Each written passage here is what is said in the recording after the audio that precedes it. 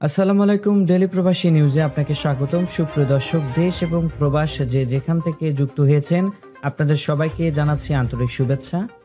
সুপ্রিয় দর্শক, আজকের খবরে আলোচনায় থাকছে হজযাত্রীর ছদ্মবেশে পাকিস্তানি ভিক্ষুকদের প্রবেশ নিয়ে সৌদি আরবের সতর্কবার্তা।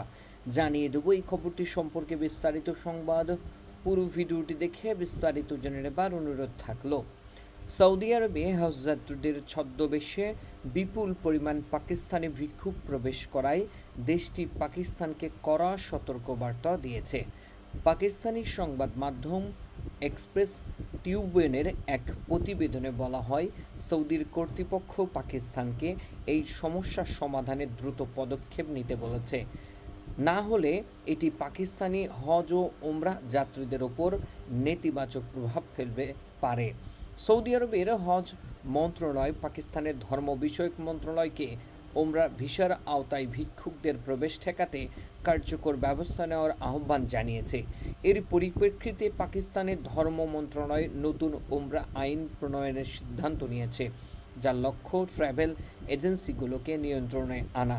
পাকিস্তানের স্বরাষ্ট্রমন্ত্রী মহসিন নাকভি এর আগের সৌদির রাষ্ট্রদূতকে আশ্বস্ত করেছিলেন যে ভিক্ষুক পাঠানোর জন্য দায়ী মাফিয়া চক্রের বিরুদ্ধে কঠোর পদক্ষেপ নেওয়া হবে।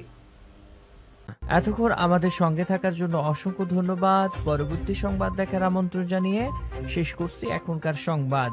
প্রতিদিন সৌদি আরবের গুরুত্বপূর্ণ খবর জানতে ডেইলি প্রবাসী নিউজ ইউটিউব চ্যানেলটিকে সাবস্ক্রাইব করে পাশে থাকা বেল বাটনটি প্রেস করে দিন, যাতে করে সৌদির পরবর্তী কোনো খবর মিস না করেন।